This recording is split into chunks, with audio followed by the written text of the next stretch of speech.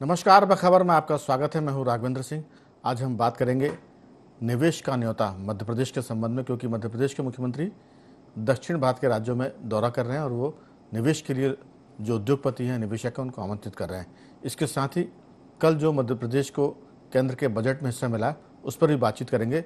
लगभग 1,20,000 करोड़ का कुल मिलाकर जो केंद्र की मदद है वो मिलने वाली है, और उस मदद के चलते हम कह सकते हैं कि भले ही खुले तौर पर मध्य प्रदेश के लिए कोई बड़ी राशि ना मिली हो, लेकिन जो कुछ मिलेगा उसमें वो आंकड़ा लगभग 1,20,000 करोड़ के आसपास जाने वाला है।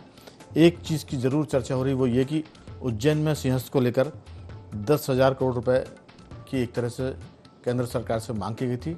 उस बारे में अभी कुछ चीज़ मिली नहीं है या साफ नहीं हुई है, लेकिन सिंहस्थ का मामला, इसके लिए केंद्र से विशेष रूप से भी पैसे मिल सकते हैं।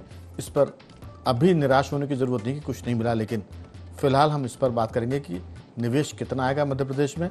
दक्षिण भारत के राज्यों में डॉक्टर मोहन यादव मध्य प्रदेश के मुख्यमंत्री लोगों से बातचीत कर रहे हैं, और उसके पहले ये भी है कि जबलपुर में पिछले दिनों जो इंडस्ट्री की कॉन्क्लेव हुई थी, इस पर भी काफ़ी पॉजिटिव चीज़ें निकल कर आई हैं। चर्चा करेंगे विस्तार से, लेकिन चर्चा शुरू करने के पहले इस मुद्दे पर भी हम बात करेंगे कि मुख्यमंत्री डॉक्टर मोहन यादव क्या कहते हैं, वो सुन लेते हैं और फिर करेंगे चर्चा की शुरुआत। तमिलनाडु में खास करके कोयम्बटूर त्रिपुर क्षेत्र में हमारे अपने मध्य प्रदेश के लिए औद्योगिक दृष्टि से भविष्य की संभावनाओं को लेकर के मैं इंडस्ट्रियल बेल्ट में आया हूं। यहाँ के निवेशकों को आमंत्रित देने के लिए भी मध्य प्रदेश में बहुत स्कोप है, और यहाँ जो यूनिट चल रही है उनको देख करके मन में संतोष भी हो रहा है और अच्छा भी लग रहा है। हमारे रोजगार परक इंडस्ट्रियों में इसका कोई जवाब नहीं है। खास करके भारत जैसे विशाल देश में यहाँ जो ध्यान में आ रहा है, कोई झारखंड से, कोई उड़ीसा से, अलग अलग प्रांतों से आकर भी तमिलनाडु में न केवल लोग रोजगार पा रहे हैं, बल्कि देश को समृद्ध करने में अपना पसीना भी बहा रहे हैं। मैं ऐसे एक तरह से ये श्रम मंदिर है जहाँ अपने पसीनों से अपनी आजीविका भी चलती है, लेकिन देश की खुशबू दुनिया में पहुँचाते हैं। मैं अपनी ओर से बधाई देना चाहूँगा मेरे मित्र यहाँ बेस्ट एंटरप्राइजेस वालों के मित्रों को, जिनने ये बड़ा यूनिट खड़ा किया है, और आपका उज्जैन मध्य प्रदेश में भी एक यूनिट है। उम्मीद कर रहे हैं कि इसी प्रकार के यूनिट मध्य प्रदेश की भी बहुत संभावना है। मैं सबको आमंत्रण देने भी आया, लेकिन उसके पहले आंखों से देख करके मन में संतोष करना चाहता हूं कि ये यूनिट पे किस प्रकार से काम होता है, किस प्रकार से लोग रोजगार पाते हैं। भविष्य की इस जरूरतों के लिए खास करके वस्त्र उद्योग का बड़ा एक संभावना वाला उद्योग है, रेडीमेड गारमेंट्स का। ये अपने आप में बड़ा यूनिट है। मैं अपनी ओर से बधाई देना चाहता हूँ। बहुत अच्छा प्रयोग है, और मैं निश्चित रूप से ऐसे सारे लोगों को मध्य प्रदेश में स्थापित करने का प्रयास करूँ। तो क्रॉप के मामले में, कपड़ा उद्योग के मामले में मध्य प्रदेश में वो दक्षिण भारत से भी निवेश चाहते हैं। एक समय था जब मध्य प्रदेश के इंदौर शहर को कहते थे कि ये भारत का मैनचेस्टर है, क्योंकि यहाँ बहुत कपड़ा मिलती। अहमदाबाद के बाद, गुजरात के अहमदाबाद के बाद इंदौर का नंबर था कपड़ा उद्योग के मामले में, लेकिन अब वहाँ कई मिलें बंद हैं और एक तरह से मिल मजदूर बेरोजगार होकर दूसरे किसी रोजगार में लग गए। अगर ऐसी स्थिति बनती है तो मध्य प्रदेश में एक बार फिर से कपड़े का मामला जो है, कपड़ा उद्योग फिर से फलेगा फूलेगा, ऐसी उम्मीद करते हैं। तो इस चर्चा में जुड़ेंगे हमारे साथ स्काइप पर हमारे वरिष्ठ पत्रकार साथी श्री सुरेश शर्मा जी। स्काइप पर ही जुड़ेंगे दिल्ली से हमारे साथी सामाजिक कार्यकर्ता नागेंद्र सिंह परमार जी, और हमारे साथ स्टूडियो में मौजूद हैं उदयवीर सिंह जी चौहान, जो शेयर बाजार के भी जानकार हैं इस पूरे मामले में। इसलिए भी हम शेयर पर बात करेंगे क्योंकि कल बजट को लेकर बड़ी उम्मीदें थी शेयर बाजार को, और 2-3 दिन पहले अगर हम पिछले सप्ताहांत की बात करें, वीकेंड की बात करें, तो लगातार शेयर मार्केट ऊपर जा रहा था, लेकिन बजट के दिन वो नीचे गिरा और फिर दिन ख़त्म होते होते वो संभल भी गया, और एक तरह से ये संकेत दिए कि पहले तो शेयर बाज़ार थोड़ा सा बेरुखी कर रहा था और बाद में शेयर बाज़ार का रुख ठीक हुआ और शाम होते होते स्थिति लगभग सामान्य हो गई। आज की बात करें तो आज भी शेयर मार्केट नीचे गया है, लेकिन ये फिर इस बात का संकेत है कि जो खरीदने वाले हैं उनके लिए मौका है। जब शेयर बाज़ार नीचे है तो आप खरीद सकते हैं, क्योंकि भारत का शेयर बाज़ार लंबे समय से नीचे नहीं जा रहा है, वो लगातार ऊपर जा रहा है। इसलिए जो खरीदार हैं वो दिक्कत महसूस करते हैं, उनके लिए एक अवसर है, मौका है। सुरेश जी, बहुत सारी बातें बजट को लेकर कल हो चुकी हैं। मध्य प्रदेश के संदर्भ में हम बात करें तो लोग कह रहे हैं कि 29 की 29 सीटें जिस राज्य ने लोकसभा की मोदी सरकार को दी, उस नाते या उस लिहाज से मध्य प्रदेश को कम पैसा मिला है। तो ये बात कितनी सही लगती है, आपकी राय हो जाए। और लगभग जो मुझे जानकारी है वो ये कि 1,20,000 करोड़ मध्य प्रदेश को केंद्र की तरफ से विभिन्न मदों में मिलने वाले हैं, और ये आंकड़ा अभी फिल वक्त जो है वो लगभग 97,000 करोड़ के आसपास है, लेकिन इसमें करीब 23-24,000 करोड़ रुपए और बढ़ने वाले हैं। आपकी राय, किस ढंग से देखते हैं शेयर बाजार को, बजट की स्थिति को देखते हुए, और कैसा लगता है आपको मध्य प्रदेश के मुख्यमंत्री का देश के भीतर ही निवेशकों को आमंत्रित करने के लिए दक्षिण भारत के राज्यों में जाना? सुरेश जी। देखिए, बजट के संदर्भ में जहां तक बात है तो बजट के ऊपर ये बात सही है आपकी कि सभी लोगों ने कल अपनी बहुत राय व्यक्त कर दी है, और ये 2 राज्यों को छोड़ करके स्पेसिफाई किसी राज्य का उल्लेख नहीं किया गया, इसलिए वो चर्चा नहीं हुई जिस प्रकार की बिहार और जो है आंध्र प्रदेश की हुई है वैसी। लेकिन ये बात सही है कि जो भी योजनाएं बनी हैं उन योजनाओं में सभी राज्यों को इतनी बड़ी राशि ही मिलने की बात है, क्योंकि जब कल बजट में निर्मला सीतारमण जी घोषणा कर रही थी कि इस मद में हम इतने लाख करोड़ रुपए की व्यवस्था कर रहे हैं, तो मुझे लग रहा था कि जो हम सब लोग गांवों से आते हैं ना, तो ऐसा लग रहा था जैसे कि डलिया भर भर के जो है नोट देने का या डालने का काम कर रही है।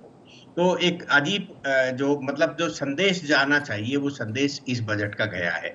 मध्य प्रदेश में जैसे सबसे बड़ी चीज ये है कि आपने उल्लेख किया था कि सिम्बस्ट में जो इन्होंने मांगे थे 10,000 करोड़, और वो अभी नहीं दिए क्योंकि उसमें अभी समय है, और वो 2 साल पहले जो योजनाएं बनना चालू होंगी उसके लिए वो राशि फिर मिल जाएगी। हो सकता है थोड़े दिन बाद भी हो जाए या अगले बजट में हो जाए, तो ये रहेगा। लेकिन रोप वे बनने के लिए जो है राशि जो 50 करोड़ की है वो उज्जैन को मिली है, जिसमें 3 स्टेशन बनाएंगे रेलवे स्टेशन पर भी, एक महाकाल लोक में और एक महाकाल मंदिर के पास। तो ऐसा करके वो रोप वे चलेगा जो 7 मिनट में पहुंचा देगा रेलवे स्टेशन से, और 2,000 लोगों के 1 घंटे के अंदर इधर उधर करने की उसमें कैपेसिटी होगी। इस प्रकार का एक रोप वे बन रहा है जी। तो आधुनिकता के दौर में जो है जैसे उज्जैन का जो आने वाला सिम्बस्ट है वो उसमें होगा। ये मध्य प्रदेश के अंदर जो प्रधानमंत्री आवास योजना 3 करोड़ आई, मैं सुरेश जी यहीं पर मैं उज्जैन का चूंकि मसला चल रहा है, मैं इस पर थोड़ा सा अपनी बात करना चाह रहा हूँ। वो ये कि अगर सरकार की तरफ से पहले घोषणा हो जाए, पहले पैसा मिल जाए, तो कई बार जब समय कम बचता है उस समय बजट मिलता है और फिर वो बंदरबाट होती है और निर्माण कार्यों की खाना पूर्ति होती है, तब घटिया निर्माण होते हैं और 1 रुपये का काम फिर 10 रुपये में होता है। हमने देखा कि पिछले बजट में मटके बिक गए बहुत महंगे महंगे, जो भक्त लोग आ रहे थे उनके लिए जो शौचालय की व्यवस्था थी वो काफ़ी महंगी हो गई थी। तो पहले से अगर पैसा मिल जाए सरकार को तो इंतज़ाम करने में सुविधा भी होती है और वो सस्ता भी हो जाता है। क्या हुआ, मैं आलोचना करने के मूड में नहीं था, लेकिन सबसे बड़ी चीज ये है कि जब तक आप प्रोजेक्ट नहीं लेकर के जाएंगे तो आपको कोई परोसने वाला नहीं है। तो ये तो ऑफिसर जो हैं हमारे, उनकी गलतियां हैं कि वो समय पर अपने प्रोजेक्ट यदि नहीं देंगे तो यही स्थितियां बनती हैं। और आप बिहार का और आंध्र प्रदेश को जो मिली है, बिहार आंध्र प्रदेश ने अपने प्रोजेक्ट दिए हैं, तो इसका मतलब कि मध्य प्रदेश की तरफ से मुख्य जो खलनायक है वो हमारे वो माननीय अफसर हैं जो आईएएस की परीक्षा पास करके आते हैं यूपीएससी जो है। जब तक आप प्रोजेक्ट नहीं दोगे तो आपको बजट में शामिल कैसे करें? बिल्कुल ठीक बात। क्या प्रोजेक्ट दिए अभी तक उन्होंने उल्लेखित नहीं किया है। मध्य प्रदेश की तरफ से अधिकारियों को बताना चाहिए कि हमने 4 प्रोजेक्ट दिए थे, हमारे पास नहीं हुए। अन्य क्षेत्र के लोग बता रहे हैं ना, अन्य राज्यों के लोग बता रहे हैं ना, तो ये तो लापरवाही रहती है। हमने तो अनेकों बार खाद बीज के मामले में भी देखा है, पर ये बात उधर डाइवर्ट हो जाएगी। तो ये एक तो ये हो गया। दूसरी बात ये है कि मध्य प्रदेश में निवेश की संभावनाएं देखने के लिए मुख्यमंत्री जी गए हैं। निश्चित रूप से जाना चाहिए, क्योंकि मुख्यमंत्री जी आएंगे तभी तो काम बनेगा। इससे पहले अधिकारी जा चुके होंगे वहां, उन्होंने वहां जाके प्लेटफॉर्म तैयार किया होगा और कुछ हुआ दिखा होगा, तभी मुख्यमंत्री जी को भेजा है। नहीं तो मुख्यमंत्री कोई पीले चावल लेकर के जाने जैसी स्थिति वाला पोस्ट थोड़ी ना है। तो उनको तो तभी जाते हैं वो, जब 2-3 उद्योगपति जो है इस बात के लिए राजी हो जाए, भैया इसका श्रेय आप मुख्यमंत्री जी को दे दो, वो गए थे तो लेके आए। अदरवाइज तो सारे अधिकारी पहले जाकर के सारा प्लेटफॉर्म तैयार कर ही लेते हैं। तो कुल मिलाकर के ये कहा जा सकता है कि मध्य प्रदेश में निवेश की संभावनाओं को देखने के साथ साथ मोहन यादव जी पूरे देश भर में इस रूप में भी चर्चित है कि वो काफी डायनेमिक हैं, निर्णय ले लेते हैं और मतलब दबंगता पूर्वक निर्णय ले लेते हैं। ऐसा लगता है कि जैसे वो बहुत लंबे समय के चीफ मिनिस्टर है। तो उनकी कार्यशैली को लोग लगभग सराह रहे हैं। वो जिस तरह काम कर रहे हैं उनमें ये डर नहीं है कि कैलाश विजयवर्गीय, प्रहलाद पटेल और ये सब जो सीनियर हैं उनके, वो उनके मंत्रिमंडल में शामिल हैं, वो बिल्कुल अच्छा काम कर रहे हैं। मतलब कुल मिला के हम उनकी प्रशंसा कर सकते हैं। अगला हमारा जो मकसद है कहने का वो ये है कि शेयर मार्केट जो है, देखिए शेयर मार्केट के हमारे आदरणीय मित्र बैठे हैं, वो ज्यादा जानते हैं, मैं तो कम जानता हूं, क्योंकि मुझे कभी भी शेयर बाजार पर भरोसा नहीं रहा। क्योंकि जो हवा में बढ़ जाता है, हवा में गिर जाता है, उस मार्केट पर क्या भरोसा करो। एक दूसरी बात ये शेयर मार्केट के बारे में कि हम लोग उस जमाने के लोग हैं जब जो है 1 पैसे के पार्टनर को भी 5 पैसे के पार्टनर को भी बैठने के लिए जगह देते थे। अब करोड़ों का जो है आप शेयर खरीद लीजिए, कोई गेस्ट हाउस में घुसने नहीं देता। तो ये पद्धति हमें समझ में नहीं आती। ये तो क्या है, जो उद्योगपति हैं वो अपना पैसा लेकर के आराम से अपना बिजनेस कर रहे हैं, और जो भी ट्रांजैक्शन करने वाले हमारे ब्रोकर्स हैं उन भाइयों को लाभ हानि होती रहती है, उनकी सेहत पे कोई फर्क नहीं पड़ता। उसका उदाहरण सबसे बड़ा ये है राघवेंद्र जी की जो हिंडनबर्ग का जो मामला आया था और अडानी के कितना बड़ा नुकसान हो गया था, लेकिन ना एक दिन सैलरी रुकी, ना उनका एक दिन का प्रोडक्शन रुका, ना उनका एक दिन का काम रुका। तो कहाँ नुकसान हो गया वो? ये जो जब से पूंजी और नेटवर्थ का खेल चला है ना, तब से ये शेयर मार्केट का अपना धंधा चला है। तो शेयर मार्केट तो जयललिता की जूतियों को सामने लाने पर भी गिर जाता है, तो इसलिए ये होना। पर एक चीज क्या थी कि जो बजट में सिक्योरिटी को लेकर के जो बात आई थी ना, कि ये शेयर बाजार में काम करने वालों, निवेश करने वालों की सिक्योरिटी का क्या रहेगा, तो उसके लिए जो कानून में या जो स्पीच में बदलाव जैसी बातें की गई थी, उससे डर गए थे शेयर बाजार वाले, और उसके कारण ये जो गिरावट आई थी। अन्यथा शेयर बाजार का व्यापार से सीधे कोई, आप बताइए ना, 80,000 के आंकड़े को पार कर गया और बेरोजगारी चरम पर है। यदि इसका कहीं तुलना कर लेते तो मुझे लगता है कि शेयर बाजार जो है वो हमें एक खिलौने के रूप में दे दिया कि आप एक कागज जो है सुबह से शाम तक बेच दीजिए, उस कागज के आधार पर आप अपना पैसा बांटते रहिए, और आपने जो है एक प्रकार का कारोबार कर लिया। तो ये एक अजीब किस्म का जो पैटर्न है। जैसे ये आजकल सट्टा खिलाते हैं ना कि साहब वो रमी खेल लो और वो कर लो, तो इस प्रकार का जो है हम आपस में लोग खेलते रहते हैं। व्यापारी की दुकान पर जिसके जैसे रिलायंस के शेयर आपने खरीद लिए, तो आप रिलायंस वाले से कभी भी उस शेयर का ट्रांजेक्शन वो ट्रांसफर नहीं होते, वो तो हम लोग ही करते रहते हैं आपस में। जैसे मैंने खरीद लिया तो भाई साहब ने बेच दिया, भाई साहब का ट्रांसफर हो गया, बस ये होता रहता, वो उसके खातों में कहीं नहीं एंट्री होती इसकी। तो ये बहुत अजीब किस्म का व्यापार है। वो सेबी कैसे नियंत्रण करता होगा मुझे नहीं मालूम, इसलिए मैं बहुत कंफ्यूज हूँ इस सारे मामले में शेयर बाजार के बारे में। लेकिन ये बात सही है कि मध्य प्रदेश में यदि थोड़ा बहुत भी निवेश आ जाएगा तो हमारे यहाँ जो युवकों को रोजगार मिलने जैसी स्थिति निर्मित हो जाएगी। बिल्कुल, इसमें कोई शक नहीं कि सट्टे बाजार की तरह शेयर बाजार है, और इसमें भी कोई शक नहीं कि बहुत छुई मुई की तरह है। एक अफवाह का झोंका आता है, शेयर बाजार नीचे गिर जाता है, और जैसे ही वो 1 घंटे में अफवाह खत्म होती है वापस ऊपर आता है। तो हम कह सकते हैं कि बड़ा शर्मिला सा है, बहुत छुई मुई की तरह लचीला सा है, लेकिन शेयर बाजार तो है। और आपको बता दें कि पिछले कई दशकों से भारत की सरकार भी शेयर बाजार के जो पैमाने होते हैं उसके हिसाब से आर्थिक सूचकांक को मानती है। वो अगर शेयर बाजार नीचे गिरता है तो सरकार की धड़कनें भी गिरने लगती है, और वो उसको संभालने के लिए पूरी सरकार को हमने काम करते देखा है। तो शेयर बाजार को पूरी दुनिया की जिस ढंग से धंधे होते हैं, बिजनेस होता है, तो हम भले इसको खारिज करें, लेकिन वो एक बड़ा सूचकांक है अर्थव्यवस्था का। आपने कहा कि भले ही वो 80,000 के पार हो गया हो, लेकिन आप देखिए कि वो बेरोजगारी बढ़ रही है। तो बेरोजगारी का मुझे लगता है कि इसको जोड़ना कोई उद्योग नहीं है, व्यापार है जो कागज़ों पर चलता है, और उस कागज़ के चलते वो बहुत सारे काम कर देता है। तो शेयर बाजार का अपना एक महत्व भी है और उसके जोखिम भी है। और सेबी के बारे में आपने कहा कि वो किस ढंग से नियंत्रित करती होगी, तो सेबी का कलेजा जानता है, उसका सिस्टम जानता है, वो कैसे करती नहीं करती। मैं सबसे आखिर में लौटूंगा, उदय जी कुछ बोलना चाह रहे हैं, अगर आपको लगता है कि बहुत ज़रूरी है तो ज़रूर बोलें। नहीं, मैं यही कह रहा था कि शेयर बाजार जो होता है वो किसी भी देश की अर्थव्यवस्था का प्रतीक होता है, उसके हिसाब से ही उस देश के। लेकिन उदय जी, सुरेश शर्मा जी की बात से मैं बहुत सहमत हूँ कि ये उससे इत्तेफाक रखने की बात नहीं है, ये बहुत कागजी मामला है, एक तरह से आभासी मामला है। इसका वो सरकारें इस पर ध्यान देती हैं जो सरकारें एक तरह से इस डिबेट को शेयर बाजार तक सीमित मत रखिए आप। ना, वो महत्वपूर्ण है, क्योंकि देश में कोरोना काल के बाद 14 करोड़ शेयर बाजार के डीमेट होल्डर हैं।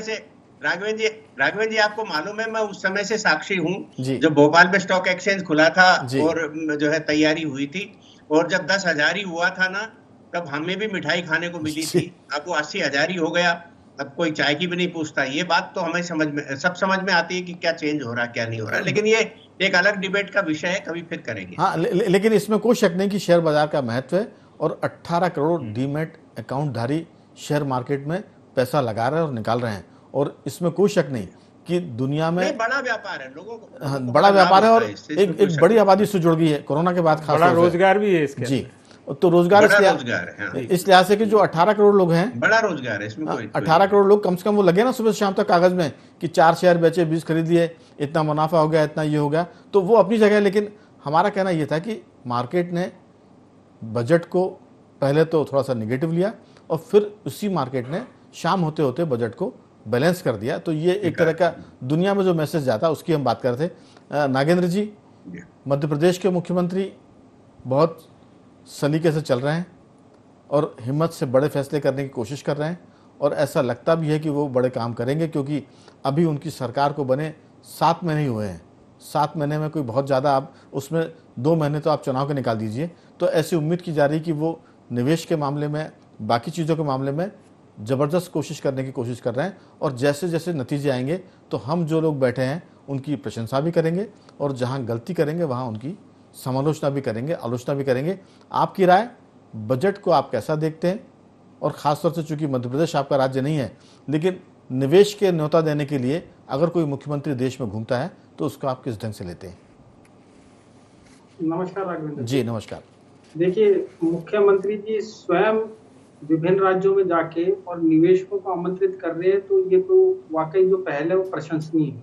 क्योंकि आप अपने राज्य में एक बिजनेस समिट करते हैं जी। तो उसमें भी आते हैं निवेशक और विभिन्न उद्योगपति आते हैं, लेकिन जब आप स्वयं किसी के दरवाजे तक चल के जाते हैं निवेश के लिए, तो वो उनकी धीर गंभीरता को दर्शाता है। और वैसे भी मध्य प्रदेश है वो अपार संभावनाओं वाला राज्य है निवेश को लेके ये करने के लिए। तो मुझे लगता है कि मुख्यमंत्री की इस पहल का आने वाले कुछ समय में बिल्कुल पॉजिटिव रेस्पॉन्स मिलेगा। अगर हम बजट की बात करें तो देखिए, बजट में मैं एक बात कहना चाहूंगा राघवेंद्र जी, चाहे वो राज्य एनडीए शासित है, चाहे विपक्षी गठबंधन की वहां सरकार हो या जी, इस बजट में 23 लाख करोड़ से ज्यादा रुपया है जो केंद्र सरकार की 130 से ज्यादा योजनाएं हैं उनके माध्यम से लगाया जाता है, जिसमें आप देख लीजिए कृषि भी आती है, स्वास्थ्य भी आता है, जिसमें शिशु कल्याण भी है, महिलाएं भी हैं, युवा भी है, रोजगार भी है, इंफ्रास्ट्रक्चर भी है करने के लिए। तो हर राज्य के पास में जो देखिए जो 130 योजनाएं हैं, उन योजनाओं में किसी तरह का पक्षपात तो है नहीं कि किसी राज्य में वो लागू हो सकती है और किसी राज्य में लागू नहीं हो सकती। सभी राज्यों ने अपने स्तर पे लागू कर सकते हैं, तो कर सकते हैं। तो सभी राज्यों के लिए संभावना से भरा हुआ है। बात सिर्फ इतनी है कि मेरे से पूर्व पैनलिस्ट थे, पहले वाले वो बता रहे थे कि राज्य सरकारों के अफसरान किस तरीके से उस प्रोजेक्ट को बनाते हैं और उसको ले जाते हैं, और केंद्र सरकार का अनुदान समय से मिले तो योजनाएं के लिए फलीभूत होने के लिए हर राज्य के पास है काम करने के लिए पर्याप्त बजट रहेगा या करेगा करने के लिए। उल्टा विपक्ष है जो कहीं ना कहीं हंगामा करता है, विपक्ष के पास तो एक अच्छा मौका है कि वो इन योजनाओं को अपने यहाँ अच्छी तरीके से इम्प्लीमेंट करे और एक तरीके से आदर्श स्थिति दिखाए कि हमने जो केंद्र शासित सरकार है, राज्य है, उनसे बेहतर करके हमने दिखाया है इन योजनाओं को करने के लिए। उसके लिए हाँ, इस बार के बजट में कृषि के लिए और किसान के लिए कुछ बेहतर हो सकता था। देखिए, जहां कुछ संभावना रखते हैं, क्योंकि कृषि लागत बहुत बढ़ गई है, केंद्र सरकार को सोचना पड़ेगा कि कृषि लागत बहुत बढ़ गई है, खाद हुआ, बीज हुआ, पेस्टिसाइड हुआ, इन पे करने के लिए तो किसान के लिए कुछ और अच्छा बेहतर सोचा जा सकता था करने के लिए। और एक दूसरा कृषि में उदाहरण हमें ये भी लगता है कि देखिए, हम खाद्य तेलों का और हम दालों का आयात कर रहे हैं लगातार, तो ये स्थिति अच्छी नहीं है कि जब हमारे यहाँ अपने आप में प्रचुर संभावना है तो ऐसे में हम आयात कर रहे हैं, तो हम अपने किसानों को हतोत्साहित कर रहे हैं। एक तरफ हम उन्हें कैसे कहते हैं कि वो देश की रीढ़ है, दूसरी तरफ उन्हें हतोत्साहित कर रहे हैं।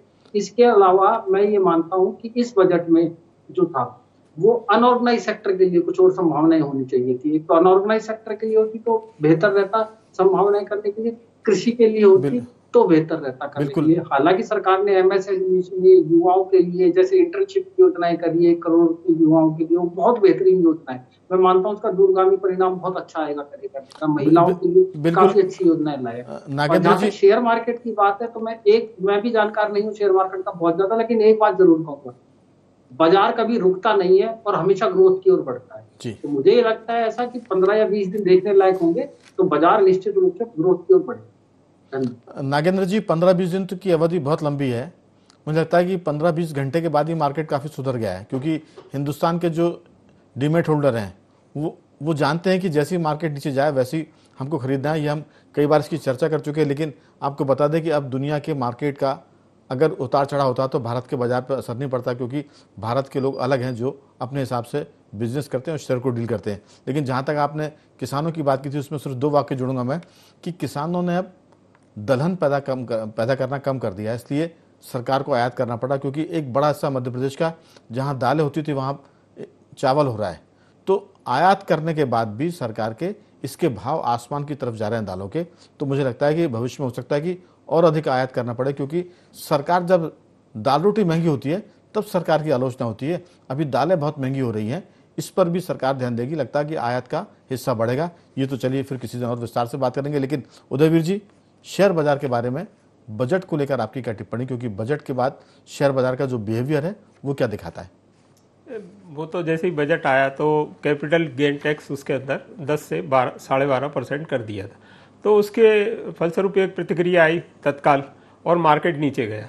लेकिन जैसे ही समझ में आया कि पैसा जब मार्केट में आएगा तो उससे फायदा तो पूरी तरह से शेयर बाजार को ही होना है, देर सवेर घुमा फिरा के, तो मार्केट वापस आ गया उसी जगह पे। और शेयर बाजार में आदरणीय शर्मा जी से थोड़ा सा असहमत हूँ। उनसे निवेदन करूंगा कि एक आध शेयर खरीद लें आप। वो होता क्या है मैं बताऊं आपको, आप जब किसी कंपनी का शेयर खरीदते हैं तो आप उस कंपनी के शेयर होल्डर हो जाते हैं, एक तरीके से आप कंपनी के हिस्सेदार हो जाते हैं। थोड़ा सा हस्तक्षेप करूंगा।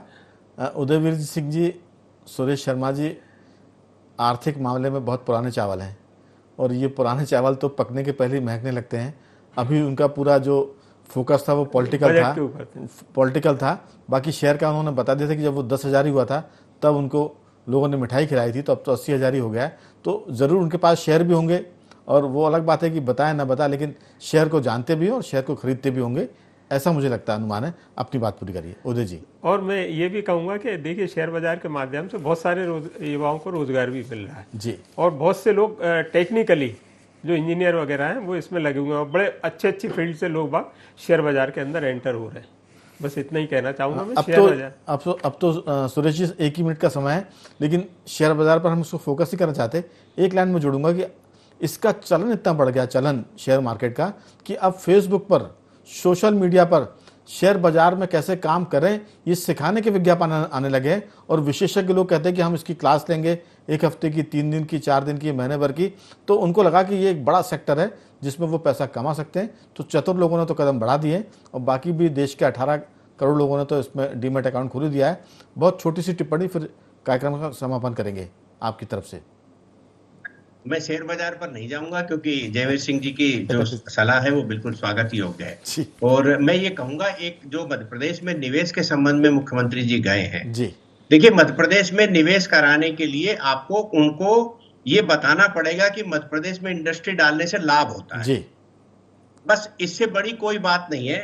मध्य प्रदेश अभी तक ये बता पाने की स्थिति में नहीं है कि यहाँ इंडस्ट्री से का लाभ के ये बेस है। बिल्कुल, क्योंकि हम ना हमारे पास पोर्ट है कि जिसके कारण हमारे यहाँ से तत्काल डिलीवरी हो जाएगी, ना हमारे यहाँ एयरपोर्ट के कार्गो हैं जिसके कारण हम हवाई जहाज से या इन माध्यम से भेज देंगे, ना हमारे पास जो है रोड का इतना बेहतरीन कनेक्टिविटी है जो तत्काल जो है हम कहीं भेजने की स्थिति में। इसलिए इंडस्ट्री हमारे यहाँ वो ही लाना चाहिए। और सुरेश जी, कार्गो की भी कनेक्टिविटी नहीं कि हम यहाँ से हवाई जहाज के जरिए कहीं विदेश सामान भेज सके या आ सके। मैं वही कह रहा हूँ। इसलिए हमारे यहाँ ठीक आप, अच्छा एक और आप, मैं बिल्कुल समय तो खत्म हो गया। आखिरी टिप्पणी आपकी, बाकी 2 लोग तो रह जाएंगे। एक लाइन बस, एक लाइन प्लीज।